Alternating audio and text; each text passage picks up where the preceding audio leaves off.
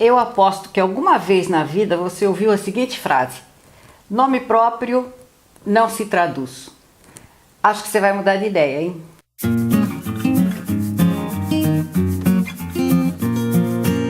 Olha, não estranhe a minha afirmação de que nome próprio sim se traduz, mas depende. Vamos ver em que casos você precisa traduzir os nomes próprios.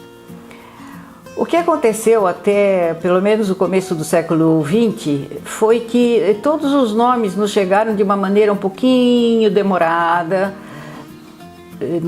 Os sistemas de comunicação eram muito mais lentos e, além do mais, eles nos chegaram frequentemente através do latim. Vinham também através de mercadores, comerciantes e se adaptavam aos sistemas fonéticos de cada língua. E não é de estranhar, você, por exemplo, diz Papa Bento XVI, você diz você diz Papa João XXIII e por aí vai. Em cada país, os nomes dos papas obedecem à sua tradição religiosa local, os seus meios fonéticos locais. Então, isso não é de estranhar. Muito mais estranho seria se nós falássemos, por exemplo, Russia em vez de dizer Rússia, se nós disséssemos France em vez de dizer França. Então nós estamos assim cercados de exemplos de transliteração. Por exemplo, não dizemos Nihon, mas dizemos Japão.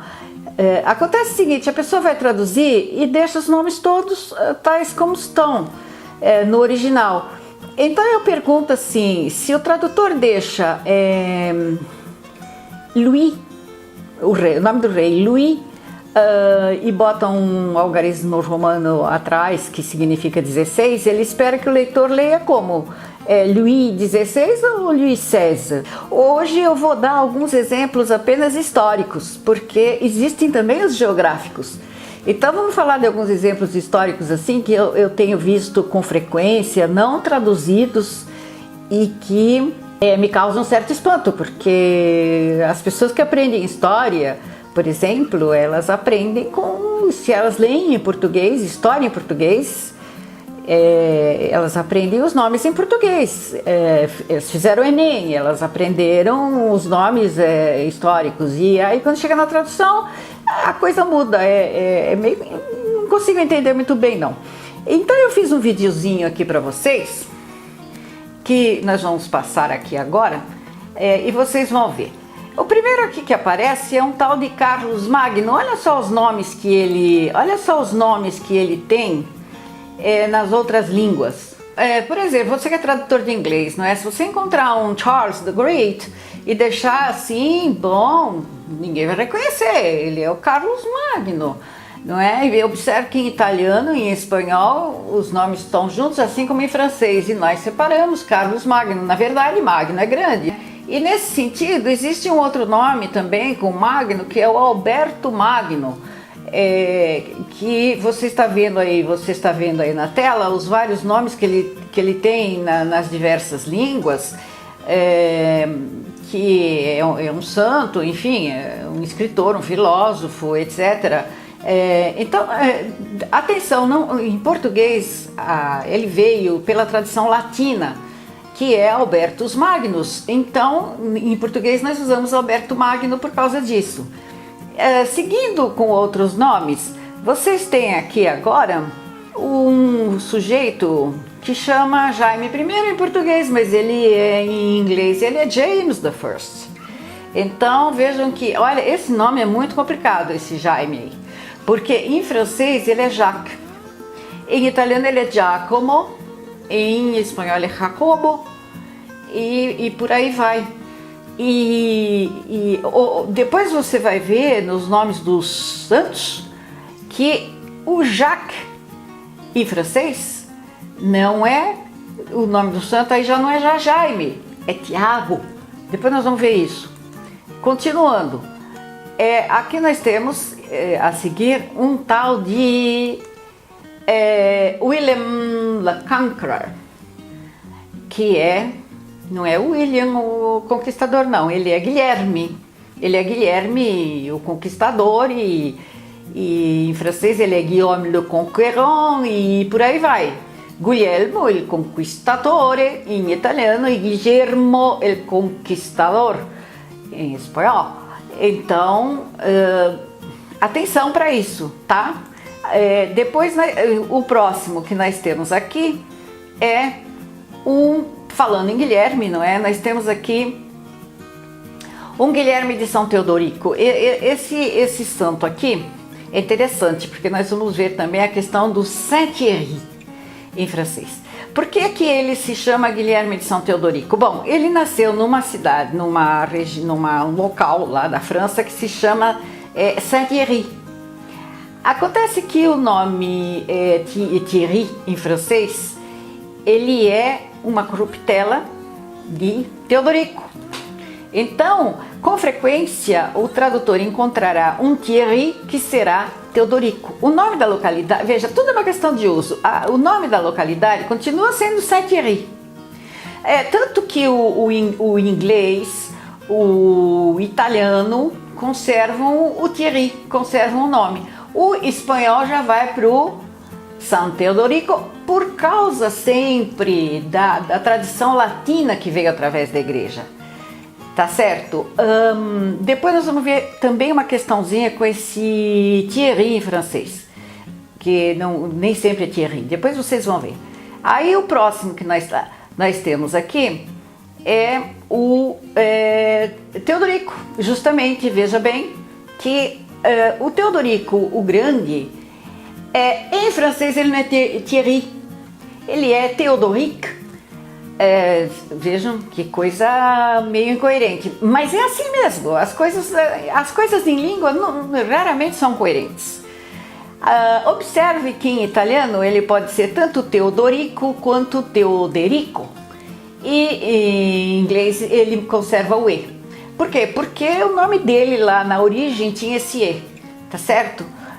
Nós mudamos para O, mas o inglês e o italiano conservam. O italiano é uma variante, ele pode ser com O também. O próximo aqui da nossa listinha, como eu dizia antes, é o Tiago. O Tiago, ele o São Tiago lá da Espanha é o São Tiago, não é? Em espanhol ele também tem um apelidozinho que é o Santiago Matamoros. Que veja só como é que cada língua adaptou, né? Vejam só que interessante, cada língua adaptou à sua maneira, vocês têm aí na tela, não é? Então, como eu estava dizendo ali atrás, em inglês, o James, que era o rei, nós chamamos de Jaime. Porém, o James aqui é o Tiago. E o Jacques, que era o rei lá, também é o Tiago aqui. Portanto, fazendo o caminho inverso, James e Jacques tanto podem ser Jaime quanto podem ser Tiago, certo? O próximo santo que nós temos aqui é esse aqui pega todo tradutor de francês. É o seguinte, é o Saint-Gilles em francês. Em português ele é Santo Egídio, não é? Eu confesso que eu demorei um pouquinho para descobrir isso. Muitos anos atrás, quando ele me apareceu pela primeira vez, eu penei um pouquinho. Então vocês vejam que em espanhol, por exemplo, ele tem também uma variante. Ele pode ser San Egidio ou San Gil. E em inglês ele é muito parecido com o francês, em italiano Sant'Egidio, que vem sempre do latim, não é? O próximo da listinha vejamos, um santo que não é muito conhecido, não. Ele não é muito conhecido, mas acontece que o nome dele é tão estranho, tão estranho, tão estranho, que eu fiquei com pena de algum eventual tradutor que encontrasse com a forma francesa dele. Ele é o Santo Eugênio. Eu nunca tinha ouvido falar desse santo, para falar a verdade, mas olha só o nome francês dele. Então, para os tradutores de francês, vai aí essa colher de chá. Antes de terminar, eu quero falar de um catalão, que é filósofo também, e que tem um nome muito estranho. Vejam só o nome dele aí em catalão. e vejam os seus diversos nomes e, sobretudo, o nome em português. Ele é o senhor Raimundo Lúlio. Isso sem falar de um personagemzinho meio complicado, que é o senhor Geoffroy, o Geoffrey, que nada mais é do que o senhor Godofredo. Dessa você desconfiava? E assim vai. Olha, naturalmente eu não posso aqui esgotar toda a lista, porque é impossível. O que eu te aconselho, tradutor iniciante, é pesquisar, pesquisar, pesquisar, pesquisar. Sempre.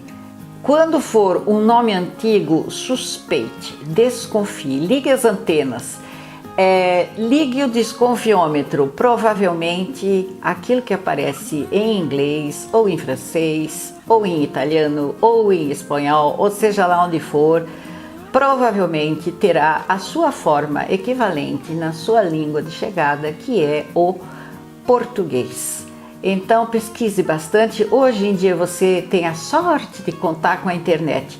No meu tempo, quando eu comecei, faz tempo, eu não tinha essa sorte. Eu precisava sair e pesquisar em bibliotecas. Aquelas escadarias da Biblioteca Municipal eu galguei inúmeras vezes. Pesquisei em bibliotecas de história da USP. E quando não ficava importunando historiadores, filósofos e etc., perguntando o nome deste ou daquele. A partir do momento em que surgiu a internet, a minha vida melhorou bastante. Você tem isso daqui já desde o começo, então aproveite, mas saiba aproveitar, precisa saber pesquisar, né? Então, ficamos por aqui. Na próxima vez, nomes geográficos. Até breve.